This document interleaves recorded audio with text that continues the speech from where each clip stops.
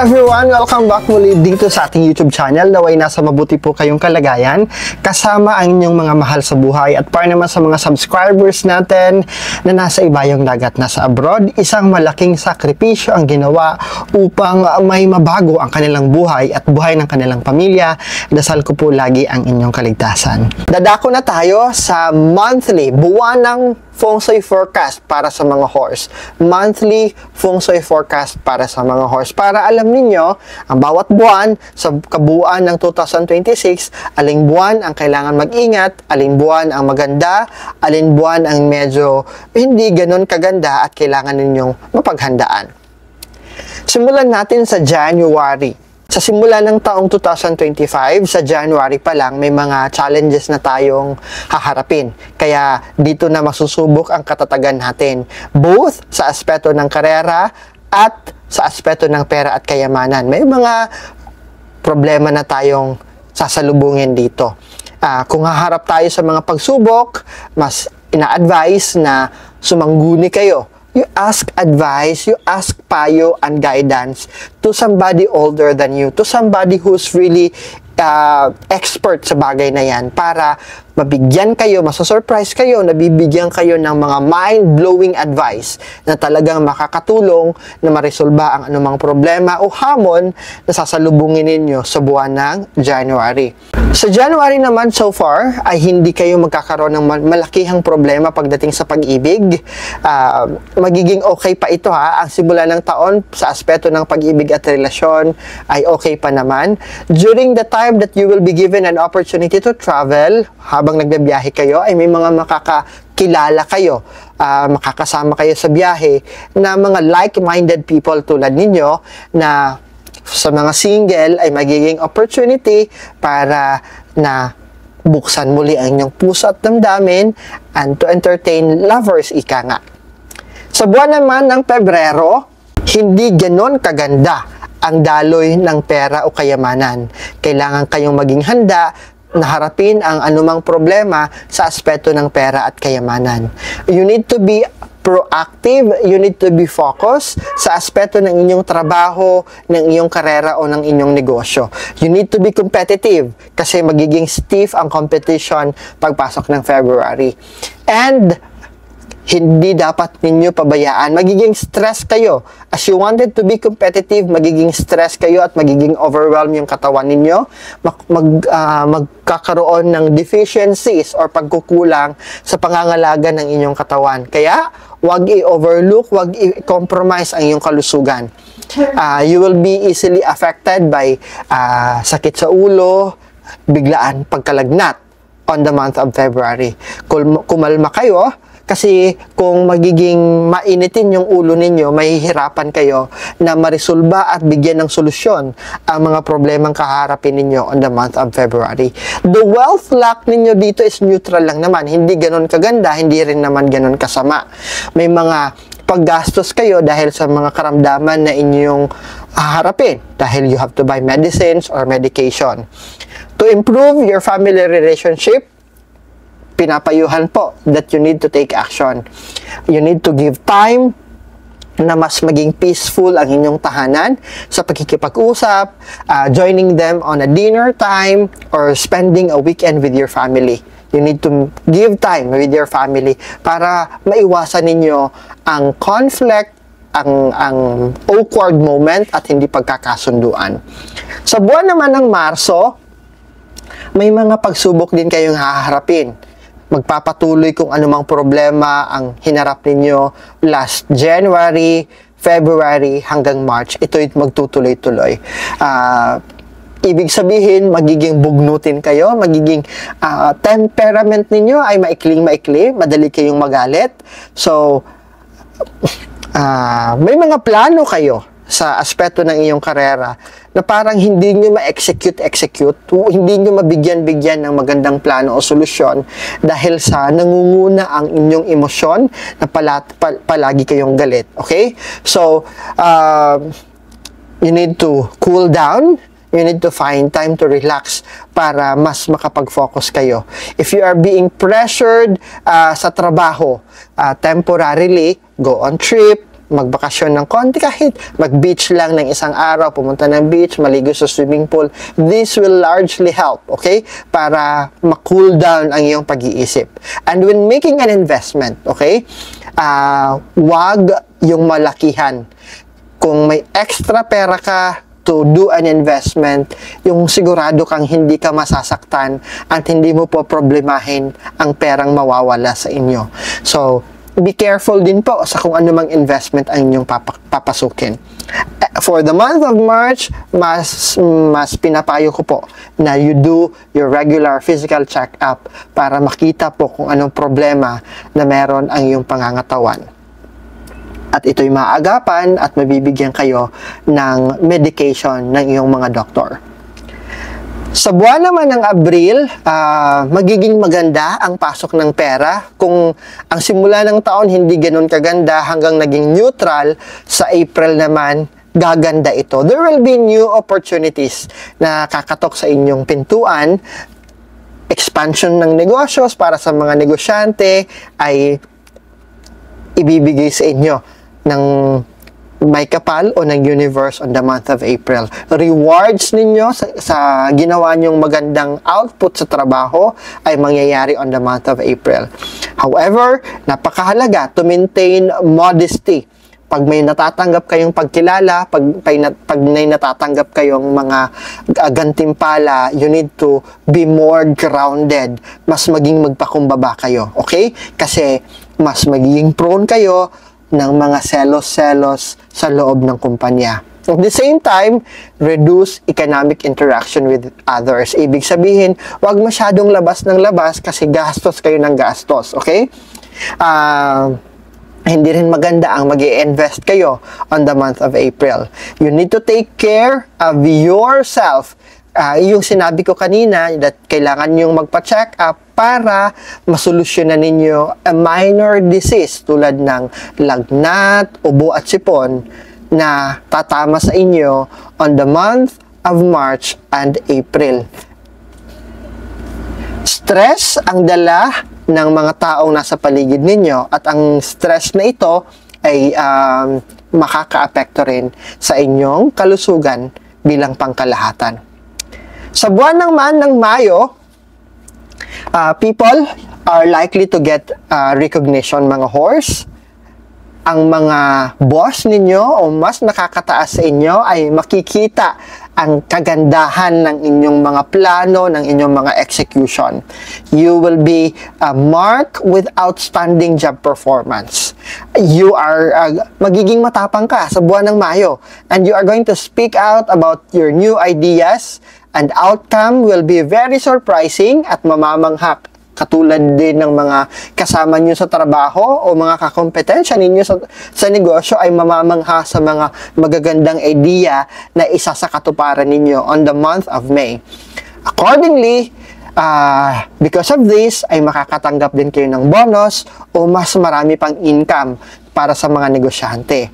However, hindi naman magiging maganda ang aspeto ng kalusugan at relasyon on the month of May. Kung maganda ang aspeto ng pera at karera, ang aspeto naman ng kalusugan at ng relasyon, ang medyo tagilid tayo dito. Okay? So, you need to be careful in driving para walang disgrasyang mangyayari.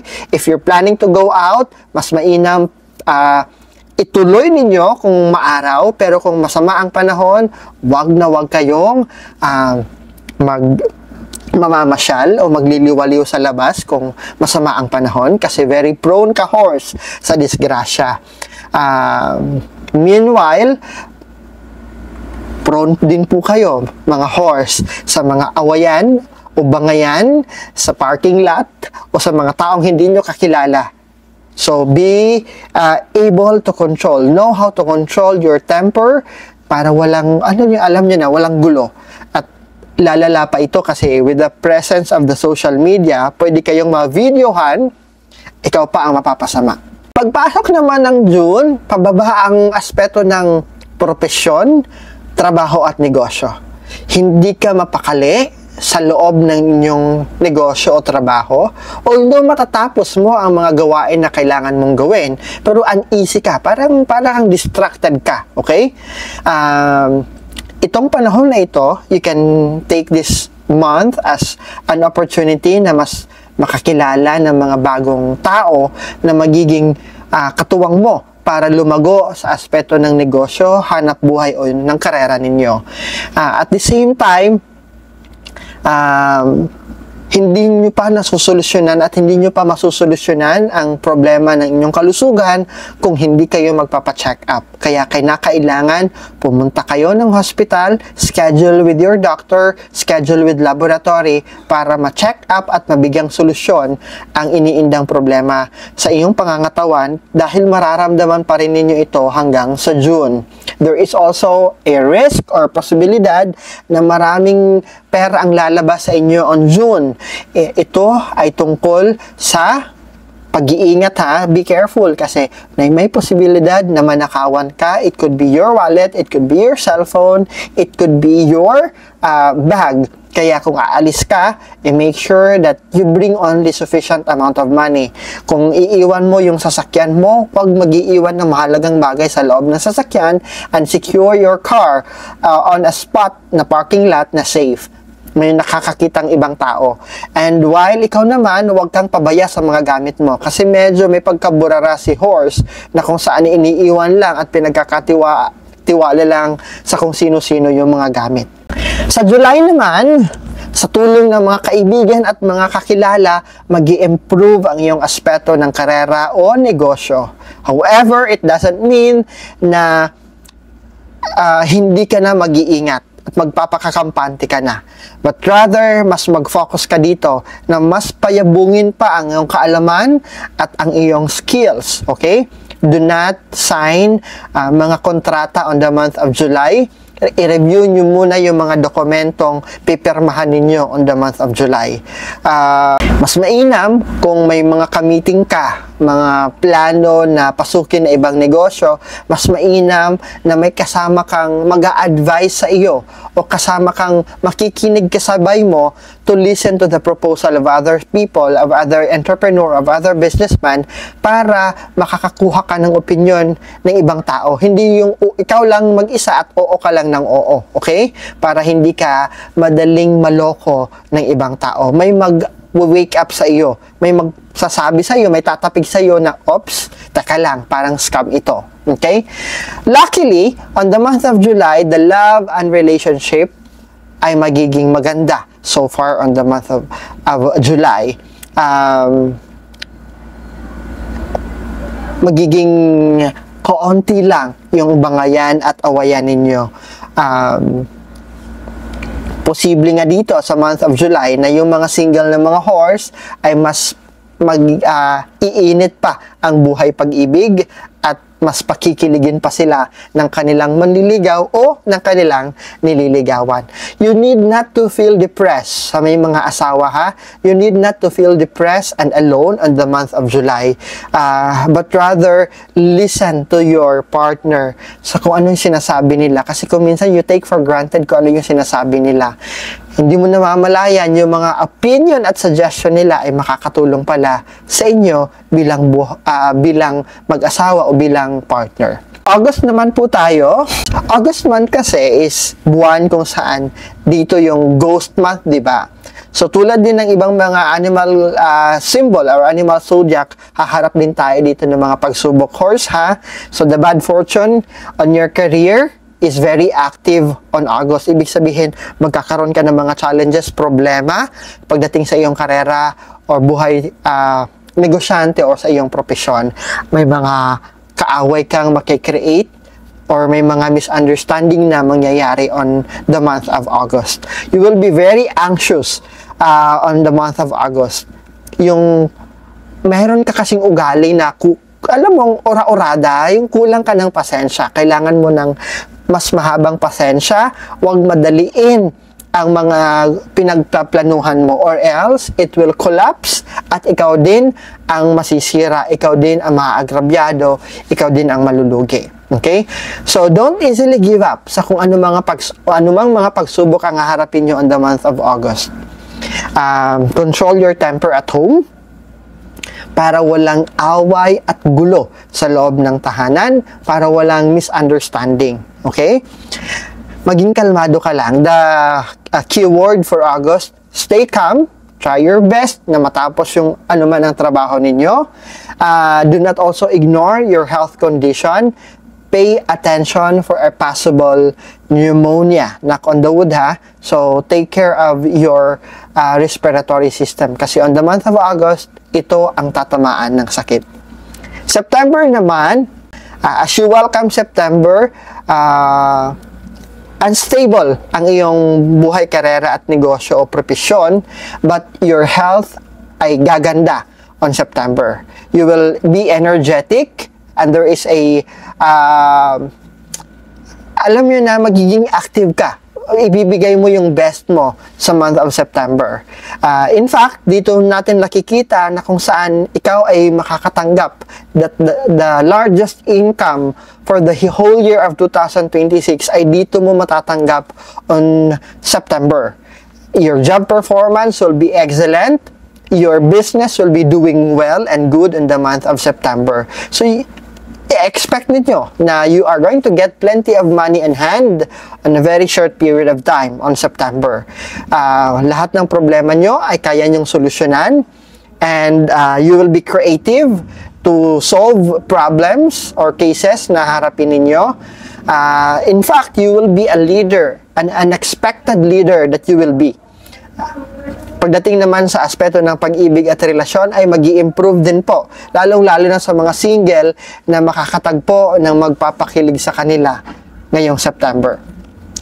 October naman po tayo, everything sa aspeto ng karera, trabaho, negosyo, pera, kalusugan at relasyon at pag-ibig, lahat ay papaangat. Okay? Ibig sabihin, papaganda ang iyong buhay, pag-ibig, pera, relasyon, karera o negosyo. Particularly, those na nakatira malayo sa kanilang mga mahal sa buhay. It could be nasa abroad or nasa ibang probinsya dahil sa kanilang profesyon. You will feel more care sa inyong pamilya kahit nasa malayo kayo. That's why you give time to them as well, para hindi maging masama at hindi lumala ang estado bilang pamilya at relasyon ninyo ay maging maganda despite of the distance. May mga problema na kakaharapin kayo. In fact, ito'y sa aspeto ng buhay mag-asawa at buhay pamilya. Ito'y dahil hindi ka marunong mag-control sa iyong emosyon. Dito manggagaling yun, yung wala kang control sa iyong emosyon You don't know how to keep your emotion, talagang bumubuga ka agad. Kaya naman, mami-misinterpret din po kayo, okay? Hindi ganon kaganda ang aspeto ng iyong kalusugan, that's why you need to take control, expenses, yung paggastos ninyo, dahil sa kakailanganin ninyong gumastos para sa gamot o pagpapakonsulta. November naman, you will be somehow matatrap ka sa negosyo mo. Ito yung mga pinasok mo na mga investment na hindi nyo pinag-isipan. Okay? Sa aspeto ng trabaho o pangkabuhayan, ikaw ay bibigyan ng mabigat na responsibilidad that you are going to lead a team. You are going to lead a project. Kaya naman wag magpakakampante because all eyes ay nasa sayo. Lahat ng mata ay nakatutok sayo. Konting mali mo lang, mapapansin nila lahat. But don't be so conscious din po na hindi mo na magagampanan ang kailangan mong gampanan dahil masyado ka nang distracted na alam mong any pagkakamali or anytime na may mali ka ay papansinin nila. But rather, alamin mo at have this leadership style that you know how to listen sa mga subordinates mo para ang mga desisyon na gagawin mo ay may basihan at hindi sarado ang iyong isipan na makinig ka sa ibang tao. Okay? Pagdating naman sa aspeto ng pera at kayamanan, hindi ganun kaganda, kaya kailangan ang patuloy na pag-iingat sa pera na meron kayo, patuloy na pagsisave, okay? Do not invest dahil may mga panluloko na mangyayari, may mga scam na mangyayari on the month of November. Because of the scam na mangyayari, hindi ka makakatulog. Para kang stress na up to the extent na time mo nang matulog, hindi ka makatulog-tulog kasi didibdibin mo at didistract ka at hindi ka makatulog-tulog. At because of this one, maapektuhan ang iyong kalusugan. Okay? So, you need to adjust with your emotion. Ikaw lang ang may control nito. But if you need an expert, go and consult a doctor. Meanwhile, always be loyal to your marriage life and don't let a third party destroy your marriage life, mga horse. Kasi si horse naman po ay prone po sa third party na mga issues and problem. Ito ang sisira sa buhay mag-asawa ninyo. And even yung nagliligawan pa lang, mag-ingat din po kayo because third party somehow is involved on the issue or problem na harapin ninyo on the month of November. While on the month of December, sa pagtatapos ng taon, neutral, ibig sabihin, hindi ganun kasama, hindi rin naman ganun kaganda ang pagtatapos ng taon on the month of December. Sa aspeto ng iyong trabaho ay magagawa mo at magagampanan mo ang inaasahan ng mga boss o ng mga tao sa iyong paligid. In fact, you are going to prepare a good plan for 2027. And paplanuhin din ng mga horse na gumawa ng kanilang sariling negosyo or expand their business on 2027.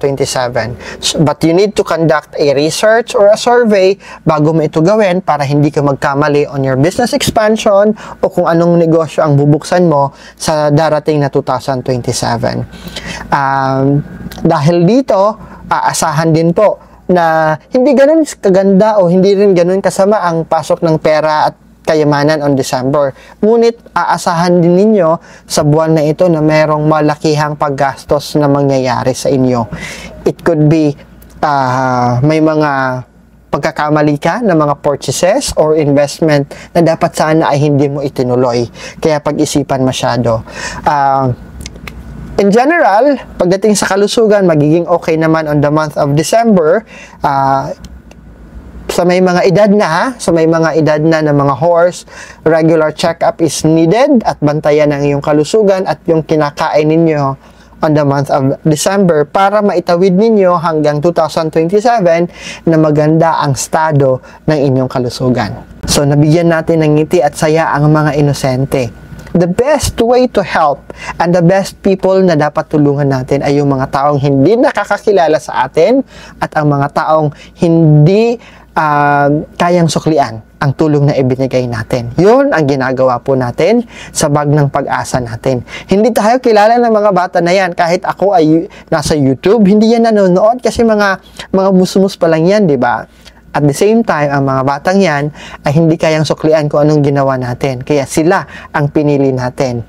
Kaya naman, sa mga gustong maging bahagi at maging tuloy-tuloy ang pasok ng inyong pera at hindi kayo maubusan ng blessing, matuto kayong mag-share ng inyong blessing. Nandyan po sa screen natin ang mga kakailangan ninyong impormasyon kung gusto nyong mag-donate.